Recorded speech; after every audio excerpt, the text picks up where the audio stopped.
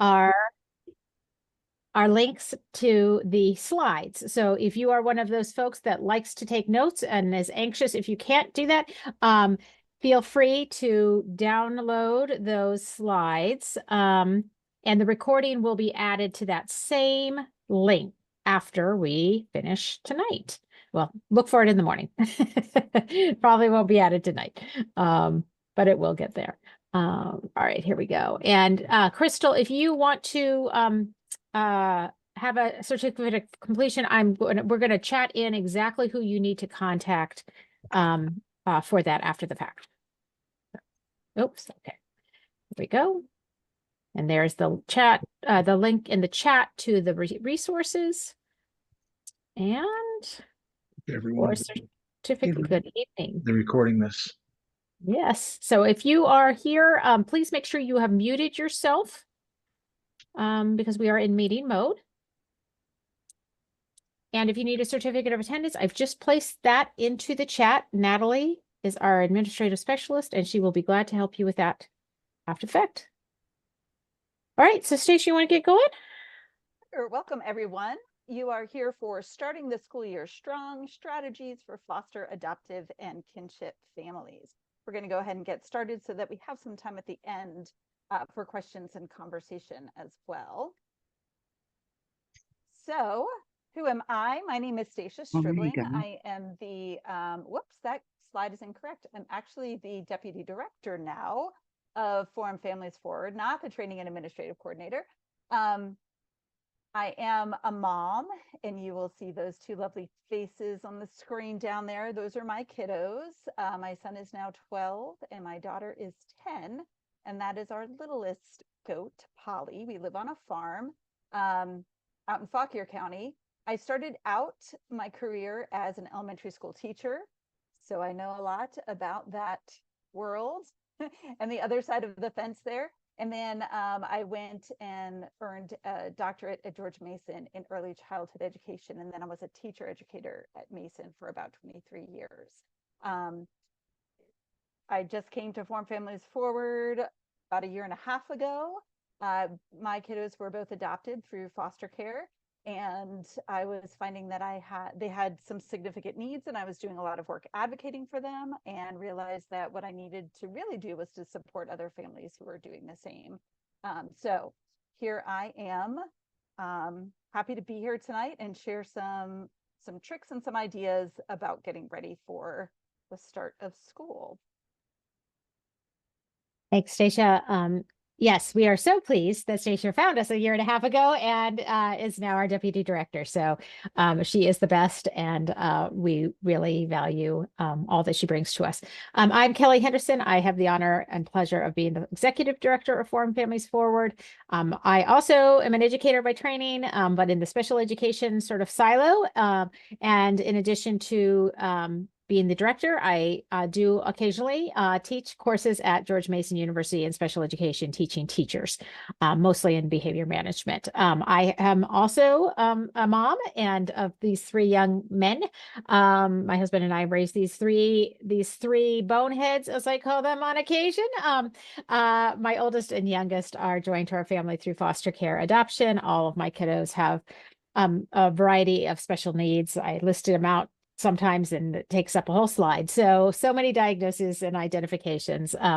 Again, like Stacia, I found that despite having a lot of information and a lot of education and a lot of experiences in the education world, and being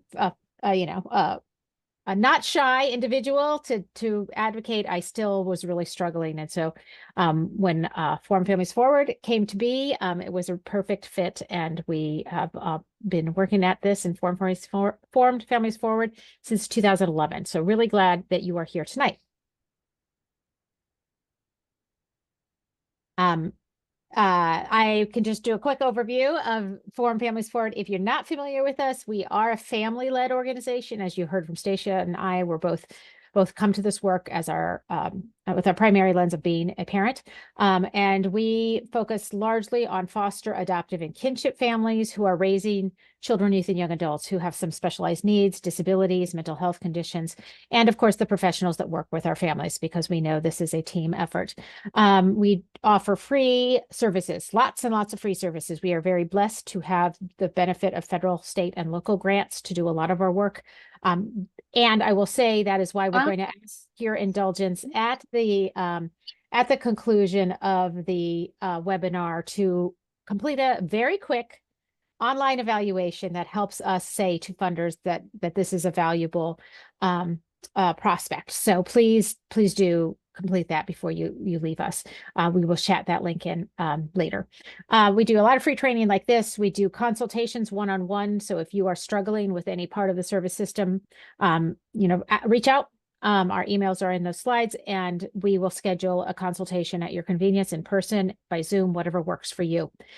We do a lot of events. We have resources, lots and lots of resources on our website. I will chat that link in later. We do a lot of work helping families just navigate systems. Our Virginia system or web maybe of services is challenging to figure out. And as families grow and their needs evolve, we realize that is a journey that is almost never ending. We have a lot of peer support groups. You'll see those in a minute. We do webinar trainings just like this one. We have videos, we have classes, we have lots of other resources. We also do some work in the Virginia tiered systems of support education field. And then certificates of attendance, as Stacia said, we do have a way for you to get those if you are attending this live. If you are watching this in recording, unfortunately that's not an option, but if you are attending this Tuesday, August 20th, we invite you to chat email Natalie, who's in the chat. Stacey, I'm going to let you take it from here so I can get back to tasting and chat and let you talk. Absolutely. I did just reshare because a couple of people joined us, so I reshared the link where you can get slides if you want to have those in front of you and take notes, and Natalie's email for the certificate of attendance. So a couple of other things real quick. If you are new to Form Families Forward, we do offer an free online courses through a learning management system, and it's called Learning Your Way. This is the link, and Kelly will put that in the chat. If you are a certified foster parent and you need to get some credits, they might be able to accept some of these. We do offer certificates and things at the completion of the courses. So you would just register at this bit.ly address, and we'll get you into the system. So some of the courses in Learning Your Way, we've got Special Ed 101, communication collaboration, some trauma stuff, dispute resolution, kinship care, other health impairments, which includes additional information on ADHD and fetal alcohol spectrum disorder, FASD, as well as Tourette syndrome. And we just added this fall another class on positive parenting. So if you have already registered for that, then you do not need to re-register. You should be able to get in there. But if you have trouble remembering your password, just reach out to either myself or to Natalie, and we can get you in there. Another fun thing, I am also, I don't think I mentioned this on my slide, but I am a part-time farmer. I live out in Fauquier County. My husband and I own a pick your own orchard on top of everything else. Apparently you can farm on the side. You get gray really quick, but you can do that. And so we are actually working with Form Families Forward, and we're having a special day on Sunday, September 22nd. It is going to be apple picking day for formed families. And so the orchard is open 9 to 5, rain or shine that day. And if you come out at any point during the day, tell the greeters that you are a formed family, you'll get a wristband and you'll get a 50% discount at the checkout. We are also going to have a tent set up with some of our staff from Form Families Forward and some additional information. We've got some yard games for kids to play. It'll just be a really great time, and just to kind of meet up with some other families and just have a fun afternoon. So we hope that there is no registration needed for that. Just show up that day. We do offer some support groups, as Kelly said. One of them is our Stronger Together Youth Peer Support Group. This is an in-person group for youth and young adults ages 14 to 22. So if you have a child in that age range and they would like to be a part of this, We meet weekly for 8 Tuesday nights, 6:30 to 8 o'clock. It will start October 1st and then end November, I believe it's the 19th, right before Thanksgiving. It is clinician led. It is free of charge. They will meet in our office in Fairfax, and Kelly is putting in the registration link if you're interested in that. We also have some other upcoming free webinars like this one on September 10th. We've got Changing Tough Behaviors, a focus on the nervous system, which our colleague Melissa will be doing. Some really great information in there and understanding how the brain works. October 2nd, we'll be joined by some folks doing a session on communicating effectively, the hard and the easy. Could all use some work on communication, so that should be a really great session. And then November 13th, we're going to have a session on functional behavior assessments, FBAs. If you have a child in the school system, you may have heard about that. FBAs and BIPs, behavior intervention plans. So we're going to talk a little bit about that to unpack that for some families and help you understand that process a little bit more. That's November 13th. You can register for all of those at our website, and Kelly is probably sticking that link in there. Also, we've got a grant to do a starting the school year safe and calm session. We actually have 3 different offerings for this. There's an in-person on September 9th, a virtual on September 20th, and the 9th is in Fairfax, and then an in-person on September 23rd, which will be in Manassas. So she's going to put those links in there. If you come to the in-person, there's going to be lots of great giveaways, things for you to take away to kind of help with strategies, information, and resources. And I think this hopefully is final. We also have peer support groups for caregivers. So we have a very specific kinship support group. So if you are in a kinship caregiver, we do meet in Fairfax twice a month, virtual on the first Thursday, in person on the third Thursday. And then we also have our Form Families Together peer support group. This is for foster, adoptive, or kinship caregivers. And again, that meets twice a month, virtual on the first Sunday evenings, and in person the third Wednesday evenings in our office. So there's some registration information if you would like to join a support group. All right, whew, that was a lot of intro info, but now we're going to get to the good stuff. We'd like to launch a poll, which I think, are you going to do that, Kelly? Yeah, Kelly's on it. Okay, so, nope, that's not the right one. Sorry. Okay, hang on. That's all right. Will. All right, it's. Let me look. Okay. Let me go back. How the polls work. So I think there was an extra poll in there. Okay. Let's see. I can't always see the questions, but we're going to try and hope for the best. There we go. Here we go. Yes.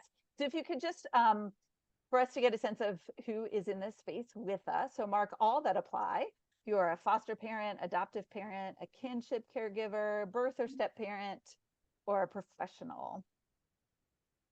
And you could be more than one of those things.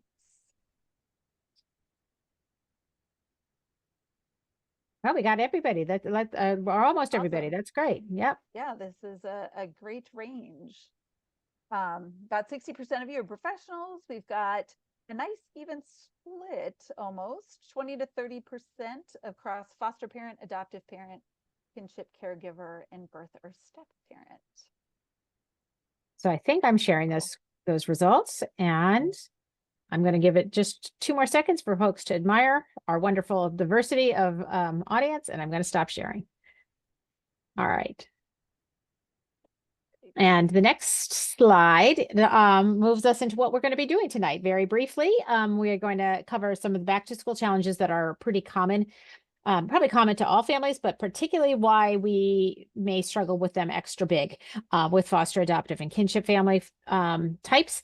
How to create effective routines. We know that routines can be a really important tool. We're going to talk a little bit about that. We're going to talk about anxiety and regulation and some tools, Sorry, got a dog in the background, so who needs to probably do some regulation himself. We're going to talk a lot about regulation. We're going to talk a little bit about those tricky relationships with school staff or potentially tricky relationships with school staff. And then we're going to give you some tools of introductory information sheets that can be shared, tools that can be shared with teachers and educators, and even outside of education, other professionals that work with your families that other families have found to be really helpful. So what are some of the unique challenges for the kiddos that we are caring for? And I know there's lots of birth and step parents in there too. And so they also have challenges at the start of school, right? All students need to adjust to a new classroom, to a schedule, new teachers, new peers, right? So that's common for all kids. But for our kiddos in foster, adoptive, and kinship families, this can be extremely challenging because we know that transitions are really hard for them.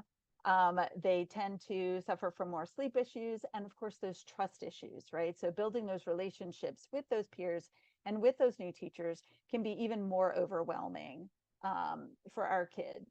All students need to tackle new academic challenges, right? We're pushing them a little bit each year with what we're stretching their brains and what they need to know and be able to understand and be able to execute.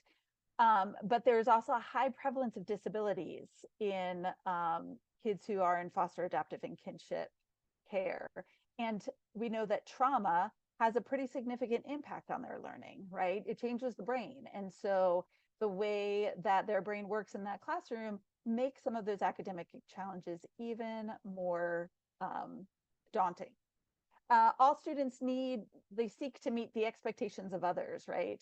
But our kids in foster, adoptive, and kinship families have some additional adversities that make that very challenging for them, and a very high prevalence of mental health issues as well that interact with that trauma, that interact with those academic challenges, that make starting the school year more stressful for them and a little bit harder sometimes to settle in.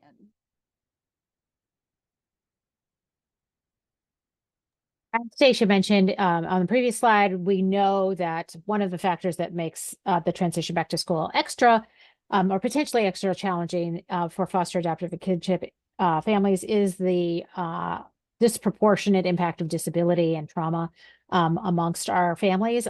These are slides that just give you a little research base so that you believe what I'm saying, but I have a feeling many of you live this and know this and know there is a great, what we would call comorbidity between foster, adoptive, and kinship status and the presence of disabilities. These are just some statistics, but we know across our three family types that we are working with foster, adoptive, and kinship, there just is that disproportionate impact, and that relationship is somewhat cyclical. The reasons that children enter care are associated with disability. So there's sort of a yin and yang with some of those characteristics, and we'll leave it there for tonight. But if you want to know more, we're always glad to talk about this topic. One of those factors that have already been mentioned is trauma and stress. And I want to just give a little bit of grounding in the issues of stress, because we talk about stress as if it's always a bad thing. And I want to just give a little context for that. Because as we think about school and things that have often been very effective for typically developing kids that do not have disabilities, maybe in birth families and not had significant developmental challenges along the way. Stress is often a positive for them, and they can use those stressful events like, oh, there's a test coming up. I'm going to study. I'm going to prepare. I'm going to work hard on my homework. I'm going to reach out to peers, and we're going to create an opportunity to work together. I'm going to reach out to my family, and I'm going to use the sage guidance in preparing for that test. That's a positive stressor. Many of us in this webinar probably have good reasons that positive stress is a part of our life. It helps us motivate us to move to more successful outcomes. And what that looks like, feels like, is often that stress gives us a little brief pump up. Something's happening and we might want to respond to that. Our body may respond to that and in a noticeable way, but not long lasting and not detrimentally, but enough to maybe move us into that next action mode, get us off the couch, empty the dishwasher because we know we've got the morning rush tomorrow to get the kids out the door. So that is what we might term positive stress. On the other end of this continuum is what we talk about that's often associated with trauma and exposure to trauma is toxic stress. And that's where there's a prolonged activation of that stress response, that we are reacting in a stressful to a stressful situation in a very activated mode. Our brain, our body is very alerted to that. We don't recover from that quickly. And we maintain sort of that very attuned and attentive and very reactive in some cases response. And so that's where we see in our kids who may have had histories of challenge. And when a little thing is asked of them, such as homework or getting out the door on time, or today changing our shoes in my house, that may be enough to sort of boost them into a very high toxic stress response. Next slide. Another way of thinking about this, and this is borrowed from the work of Heather Forbes and others, is just a way to think about this or name it, is the idea of the stress tolerance window. There in the gray at the bottom is where we are with our stress. And that bluish green is how we're responding to that, how we are able to take that stressful event and manage, roll with that challenge, manage the change, and manage our emotions, manage our impulses, control our responses in a way that makes others around us still comfortable, that looks okay to them. And we are generally able to handle the life activities, things that are thrown on us. And what we call that is working from the upstairs brain or the prefrontal cortex, where we do a lot of problem solving and where we are able to manage those emotions and our responses to those stressful situations. Above the window in that white section is what we would call the dysregulated response, where our window of stress tolerance is no longer working for us. We're no longer able to tolerate that level of stress, and we begin to shift. We began to have a very reactive response, a triggered response, if you will. We're operating from our very primitive brain, or our downstairs brain, our limbic system and amygdala. We're hearing a lot more about this, even in schools, about sort of how important it is that we are helping kids get to that place of that prefrontal or upstairs brain. But a lot of times our kids, because of their histories, because of their sort of comfort maybe with being in that toxic stress environment, that they are not able to function particularly well. They have a hard time listening. They have a hard time of understanding what's being asked, and then their behaviors begin to look very problematic to those around them. And just to add to this real quick is we're going to talk about creating collaborative relationships with school staff. And as teachers and as teacher educators, we will say that this is not always information that teachers know. These are not models that teachers are always familiar with. And so even being able to express this process to them to help them understand your kiddos can be really helpful, because this is not always something that's part of teacher preparation programs. So next poll. What creates the most stress for the child or children in your care? Is it mornings that are really hard? Is it in school related to academic subjects? Is it in school related to social situations? Is it after school when they come back, like they've held themselves together and they come home? Is it bedtime? And I realize that we only gave you a single choice here, just to. Some of you might want to say, I want to pick all of those, but pick the one that is sort of it creates the most stress for you and your family.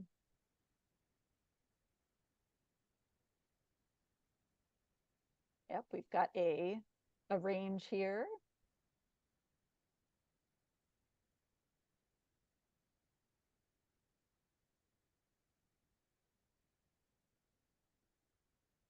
I'm going to For a give it few more just about people. 5 more seconds. Yep. Lots of responses. That's great.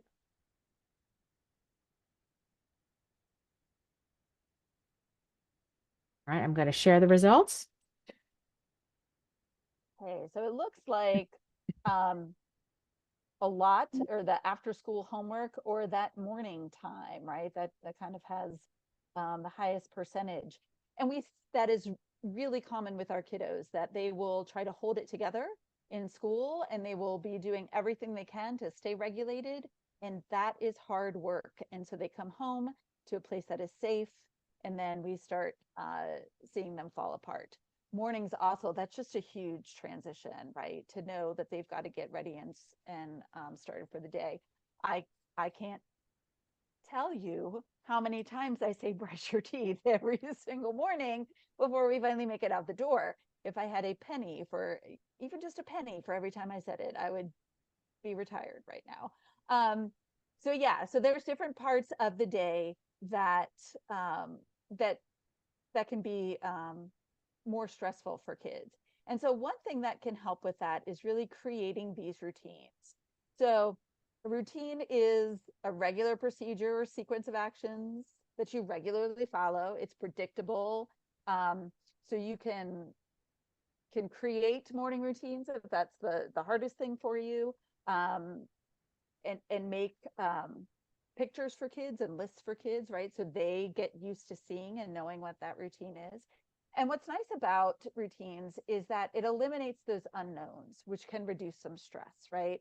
For my son in particular, if he does not know what is going to happen, that is when he starts to get amped up, because he is imagining all of these possibilities, many of them not good, right? Where it's really just a normal day, but there's so much stress that he really needs to know what is going to happen. It also reduces that negotiation, right? You can just go back to the schedule. Nope, we're going to do this. Remember, we always brush our teeth after we eat our breakfast, right? And it can make the child and the adult feel more competent because they're able to get those tasks done and have that sense of completion and success with that. Sorry, move that around. So Kelly's got a great activity for us to try here. Yes. See how it goes. So hopefully, if this is a great activity. So you should have a bar at the bottom of your script. Well, usually it's at the bottom, a toolbar that has an annotate tool. Hopefully you are seeing that. If not, it may be under React, but I think it's an annotate as a separate selection. If you do, you'll hit that, and then a bar usually comes up. Vertical bar will come up usually on the left-hand side of your screen, and there's like check marks. So we're asking you to stamp or use a check mark, and we'd like you to identify which of these 4, maybe more than one, are the areas where the routines in your home are particularly critical. Like that, if you didn't have the routine in this area, or an area where you wish you had a routine because you really needed a routine at wake up, at meal times, after school, Joy has figured out. Thank you, Joy. Yeah, just mark. Thanks, Lisa. Mark those times of the day that might be really challenging. If there are others, you can actually, there's a way to actually type in a response as well. Again, on that vertical toolbar, there's like a text. But it looks like we're getting some winners again on the wake up and the after school activity bedtime. Okay, that those routines are really, really important. So we're just going to give it about 5 more seconds. I'm really glad this worked. It's always hard on webinars, especially a lot on after school activities and homework, having routines. That was always a huge challenge when my kids were still in that mode of needing to come home and have assignments yet to do after a long day. And that became a real challenge. So thank you so much. Appreciate that.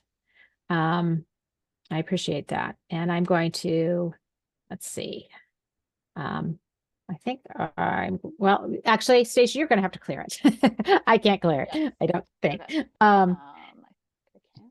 so thank you for participating in that. And what we're going to do from here on, well, there you go. Good job, Crystal. Oh, There you go. You did it. Good job, I did. Stacia. All right, next slide. We're going to actually launch into some specific ways and tools that might help with routines. And I think Stacey's going to talk about this while I chat some resources in. Sure. So it looks like mornings are really tricky, right? And so one of the best things to do is to prep the things that are needed in the morning in the evening, right? So you actually make that bedtime routine, getting you set up for that morning routine. So making sure the backpack is there, packing lunches. I will say, I'm going to be honest about this. I am super amazing at this at the start of the school year, and by I don't know, February, I might be falling apart. And that's normal. And we're human. But I can see a difference when I don't have those things in place, right? It does make it a little bit harder because in the morning we're looking for shoes, right? You want to avoid all of those things where they have to be running around trying to find the things that are needed. Using timers can be really helpful. That's a great option for homework stuff too. I think it's also important to really get to know your kid. So my kids are quite different. My daughter can come home and she's a pretty chipper kind of kid. And they both have an alphabet soup of diagnoses. So there's challenges with both of them. But she can come home and be pretty bubbly and excited about her day because she's super extroverted. So she comes home with all this energy and she can sit right down and do her homework. I had to learn probably the hard way that for my son, that was not the best way for him to do it. And I was always raised in a house where it's like, you come home, you do your homework before you do anything else. And I had to let that go because my son was exhausted when he came home. And the last thing he wanted to do was more schoolwork. And so setting a timer to say, this is your time, dude, you go and you play, get on your dirt bike, go run around, go take out some Legos, let off some steam, and then we're going to come back and we're going to work for 20 minutes on this. Was way more effective for him and took out a lot of the conflict that we had in that afternoon. Lists. I love a good list. Things for chores, things for what is about to happen. My kids laugh at me because I have yet to find, and I also want you to give yourself grace here because sometimes you might create a system. If you're anything like me, I have this wonderful, fantastic system and it doesn't work. But instead of giving up on systems, I realize I haven't found the right one yet. So change things up if it's not working for your kiddo and find something that is going to be a little bit more effective. Also, these first then charts are really great, especially for young kids using picture cards, right? First, we're going to clean up, then we are going to take a bath. And so that they've got those visual cues, not just words, so that they can understand and get a good sense of what's going to be happening next. Also, organizing space, right? Finding a space that your child is going to do homework in the afternoon. It may be best if they do it at a kitchen table with you, right? They don't necessarily need a desk in their space, but they need to have something. I know with my kids, it's better for them to work at the kitchen counter. But I created buckets for them that are right next to the kitchen counter that has all the supplies that they might possibly need for homework. So we can find pencils in there, we can find rulers, we have erasers, we have a calculator if they need it, and a spelling dictionary if they have to do any writing. So it's kind of their own little bucket of supplies that we may or may not need for homework that they can just grab and bring to the counter so that it's organized and they've got everything there. Color coding things can be really helpful for kids.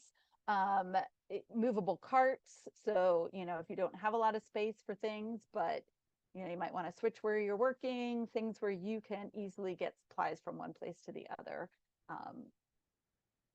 to help them out.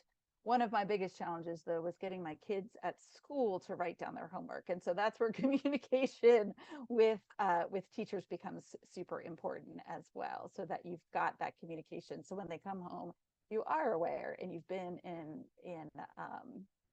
dialogue with the teacher, so that you know what is going on, that there is indeed homework when they like to tell you that there isn't.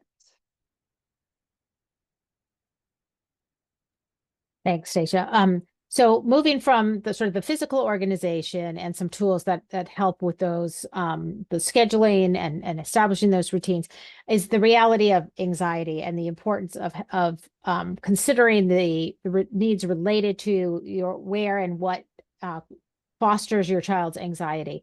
And often we see that anxiety in the behaviors of the child. A child is typically not going to come, many children will not come to you and say, I'm feeling particularly anxious today and I need your help in co-regulating.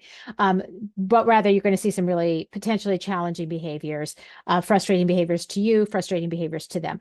So as we think about strategies and this return to the school year, we really talk about sort of three things: co-regulation, which is simply put when people interact with each other to help each other manage behaviors and emotions. So I was giving an example to my kid in a therapy session as we were talking about the need to regulate our bedtime as a young adult. And I said, you know, I'm streaming right now. I'm binging Resident Alien show. I don't know if anybody's watched that, but very funny. And if I start on a Resident Alien, like at 9:45, I'm going to go past my effort to be in bed, or at least start heading to bed at 10. So I say to my husband, do not let me start another episode after 9:30. So I'm asking him for his co-regulation. And that's adult example, but it's really, really important, where we are asking or helping our children realize the need for us to work together towards managing our emotions and our behaviors. Modeling, hugely, like, you know, that what we're doing is being watched 100% of the time. So really, and we have even more tools coming up to talk a little bit about what that might look like, how we're modeling that. And then connection, the foundation, of course, of so much of management of our emotions and managing our anxiety is reliant on the connections that we have with not only our caregivers, but also folks at school and our peers. So again, here are some more tools that really begins to crack that nut of managing the anxiety through regulation. And I'm going to be chatting in some of those tools that you're seeing here as we go. And on this screen, you're seeing, actually, Stacia, would you go to the next slide, just because that's the next one I have in the queue for pasting in. So we'll just go there. And that's this, what sometimes you hear about clip charts, and often clip charts get a very bad rap in schools, or you're clipping up if a kid is bad, or excuse me, clipping up if a kid is good, clipping up levels, privileges, and you're clipping down when the kid is bad and not behaving. In this case, Heather Forbes at the Beyond Consequence Institute created these, again, using that same idea of the window of tolerance. Having a set of 5, and I only showed the first and fifth here, but there is in that link, all 4 of them. You can print them out. There's a version that's a little bit more friendly for younger kids and a more mature looking version for older kids. But you basically create this 5-stage progression of how are we feeling? Where is our level of stress? Where is our level of tolerance, and how close are we to that breaking point? So it's, you know, and it can be just a point, or I'm red today, or I'm purple today. And it can just be a quick check-in. You don't have to have a long conversation, but it's a good way for everybody. And family members can do that too. Maybe we have a check-in every morning as we're sitting around breakfast or we're grabbing our lunches. Where are we today? And really orienting to that. And then you can do it obviously as well in the evening. All right, if you click back, here are just some other other tools on that regulation. There are great feeling thermometers. This one is actually from Wisconsin, and I'll chat that in a moment. But it really gives, again, a scale, very colorful, gives not only how you're feeling, words to match how you're feeling, but then what do we do about it? What are some options in terms of managing that strong emotion? For younger kids or kids earlier in the developmental progression, you could see the images that match those feeling words. And I think Stacia already mentioned the first then chart. So we do have that as well. And then Stacia, if you want to skip ahead too, we can make tools with our kids. You do not have to go and spend tons of money on things at Amazon, but lots of free resources. I'm going to again chat a lot of these in. There are lots and lots of read along or read aloud books online that are free. Moody Cow Meditates is a great one that's sort of on video. You can listen and watch the story go by, and then it provides some really basic meditation, deep breathing,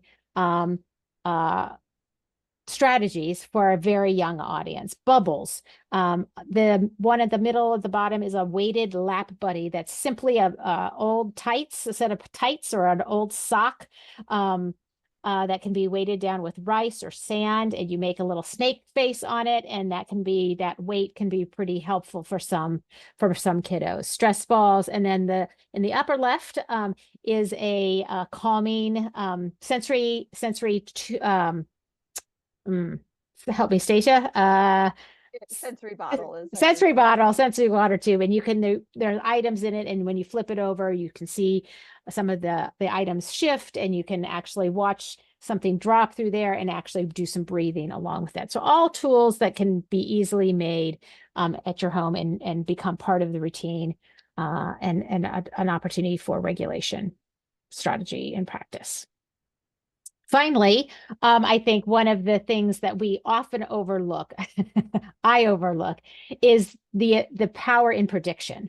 Is we know in many cases with our kids, and maybe even the others in our lives, we know some of those things that are going to shorten or pop our kiddos out of that stress tolerance window. So the things that are really likely to shoot them out of the window into that dysregulated mode really quickly.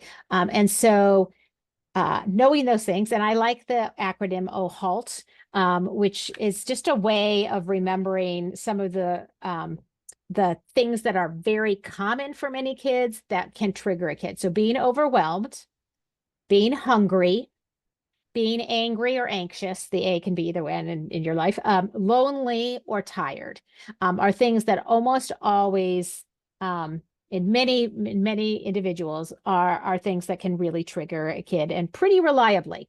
We know if kids not getting enough sleep, if they need more input, if they have sensory issues, if they are having challenges managing their technology access.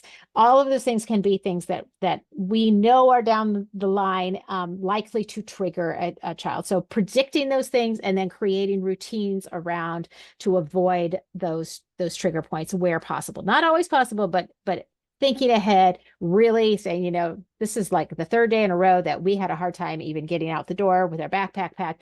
Where, what is predictable about that? Oh, okay. We are not leaving enough time for the teeth brushing and the deodorant and the shaving and the, face wiping or the hair combing or the braiding or whatever it is. So that's predictable that if we have a shortened time, we're going to have a meltdown. So we can then adjust around that. Some other approaches that you can use, and these are also things that I would recommend you share with teachers as well. My son's therapist had us use what she called these wonder statements.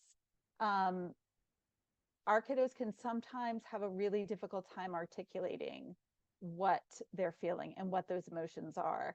And in fact, for my son, whatever the emotion was he was feeling would just turn to anger, because anger was the least vulnerable of those feelings. He didn't want to be embarrassed. He didn't want to be sad because that was too vulnerable. So everything looked like anger.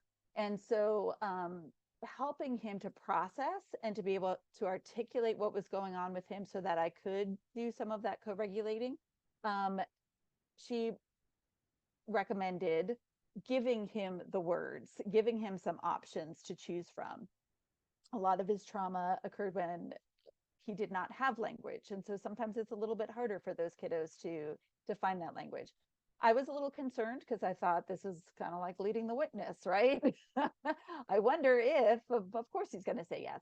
But the reality was that he didn't all the time, right? Sometimes I was completely off the mark. But it helped him to sort of settle in and then be able to start having that conversation. So, if the child is really struggling after PE, transitioning from PE back to the classroom, like, I wonder if you really like PE. And so you're actually feeling sad when this class is over.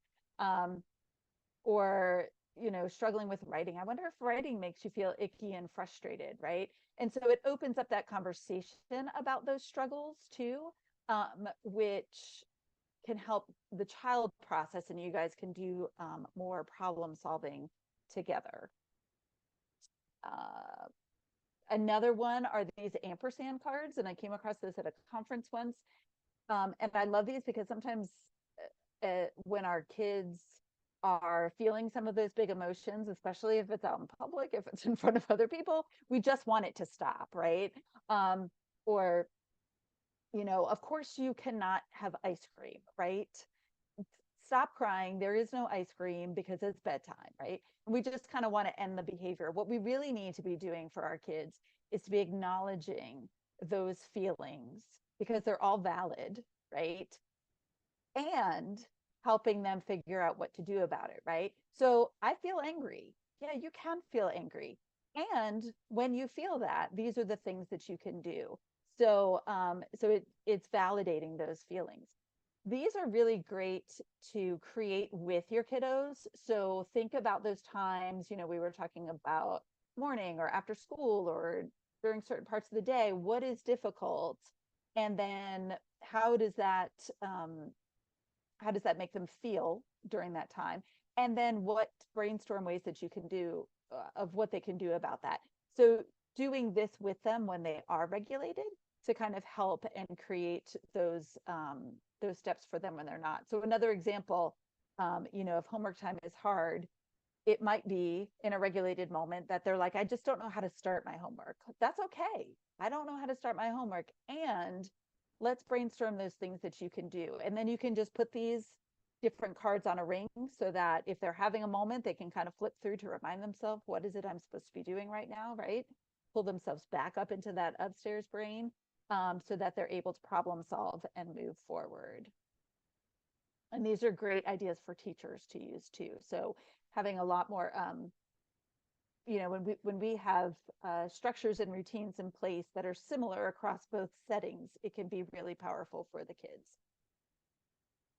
All right, so now we've got a few minutes that we're going to touch real quickly on relationships. So we're going to launch this last poll. How would you describe your relationship with your child or your children's school? Is it contentious or there's constant conflict? Is it minimal? So like no news is like okay news, right? We're okay as long as we're not hearing anything. Is it collaborative where it's respectful and supportive? Or does it really depend on the day? Oh, we got a lot of good collaborative. Some depends on the day. Some minimal.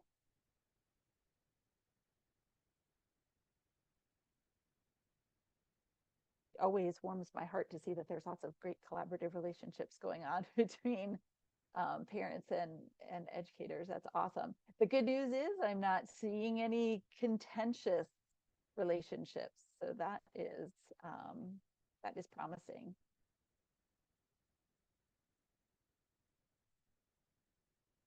All right, so it looks like the majority are collaborative. We've got some depends on the day, some minimal. And for the depends on the day, sometimes that's also on me, right? Like if I'm not feeling particularly regulated or I'm really exhausted, sometimes my response to the teacher is not going to be my best, but I always make it a point to go back and apologize and explain that to them as well. All right. I'm gonna stop that sharing. So ideas for building relationships with school partners. So one of the most important things I think, especially at the beginning of the year, is really to meet in person, to lay that groundwork for that reciprocal relationship, right? You are an expert on your child. Teachers are experts on content and how to get content across to kids. And so working together across those expertise is really going to create the best scenario. Also, when there's lots of apps and emails and all of that is fine, but sometimes things can be misread or misconstrued, or you lose you lose some body language in that, you lose tone, and sometimes we can read things into that. So it's really important in the beginning that you have that in-person meeting to sort of establish that relationship that you want to be building.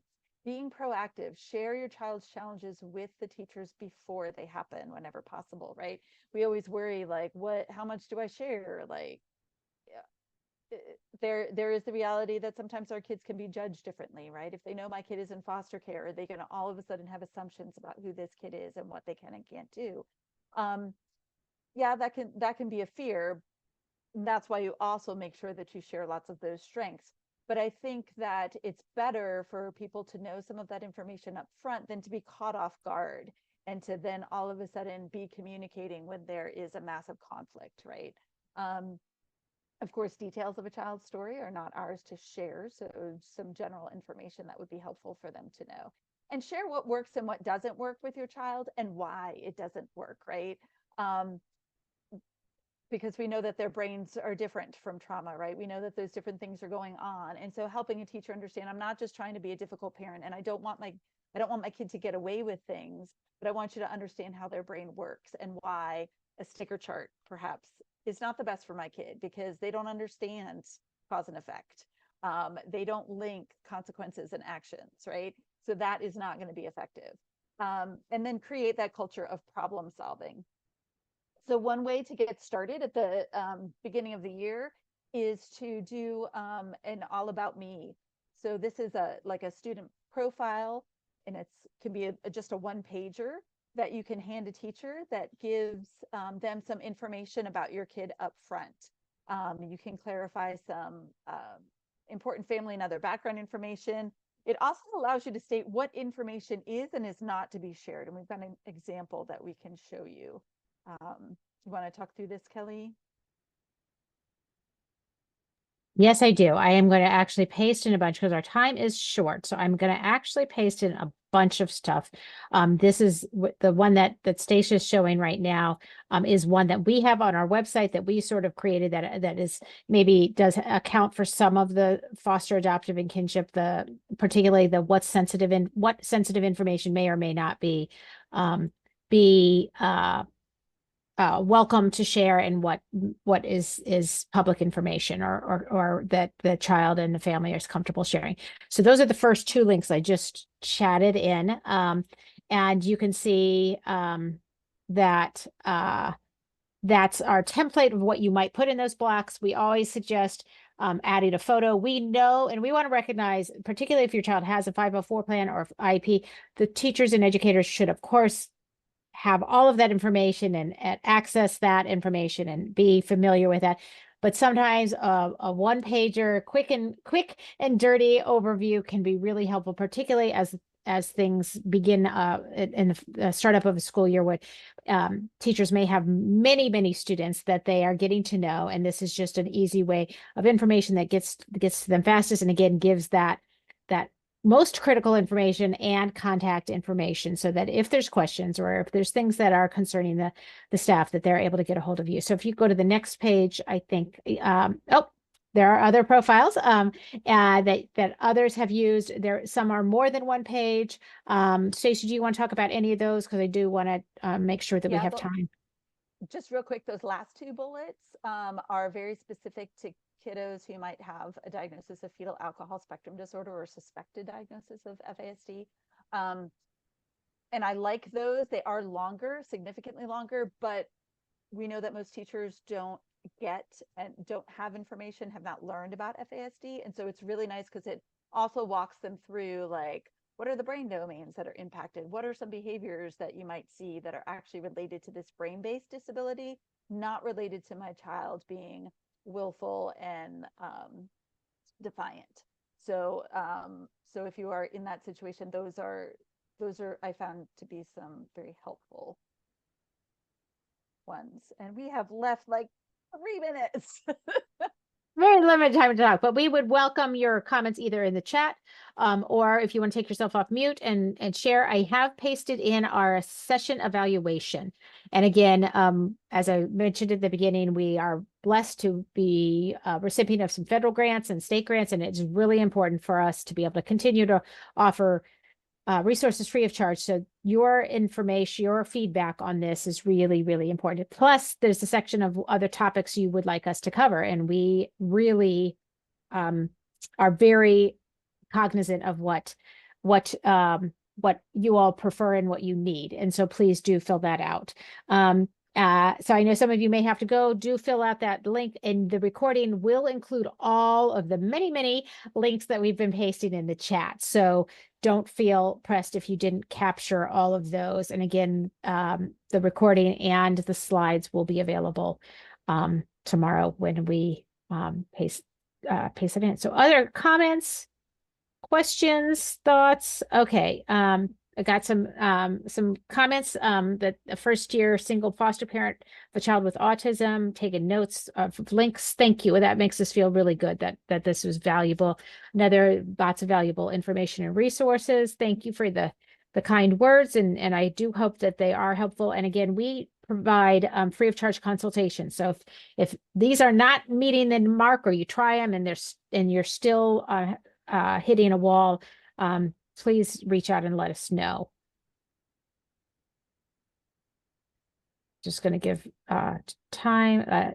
Thanks, Lisa. She likes the I wonder questions. Yeah, those are great. And I'm beginning to use those with my spouse as well.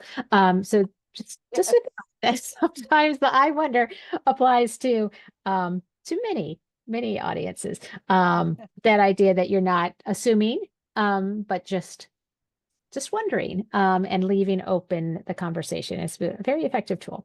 And I'm going to include in our chat some final links about our Instagram and our Facebook. We do post every day. We have so many resources, not only ours, but those from others that you know of resources that might be helpful. So please follow us, like us, share. We want to make sure we're reaching as many families as we can. And I'm going to just chat in that session evaluation one more time. And we hope we see you at another training or class or event soon. Stacy, do you have anything else? Since we are right at 8 o'clock. I was just going to say, especially if that information about like that window of stress tolerance is really intriguing to you, the session that we have coming up September 20th on challenging behaviors delves into that a lot more. So you might want to check that one out in particular. That will go into some more depths of some stuff that we just kind of quickly were able to mention. Thanks. And we had someone chat in a link for immunization. So that's another way of preparing for back to school, is making sure that you physically have everything you need. So thanks for that. There's the Virginia Department of Health does assist with that. So there's a link there if you need it. We just had our flu shots done, and that was always fun, but it's done for the year, for the season. All right. It looks like we are saying goodnight to folks, and lots of appreciation. Appreciate that. And again, reach out anytime. Thanks so much. Have a great evening. Have a great school year.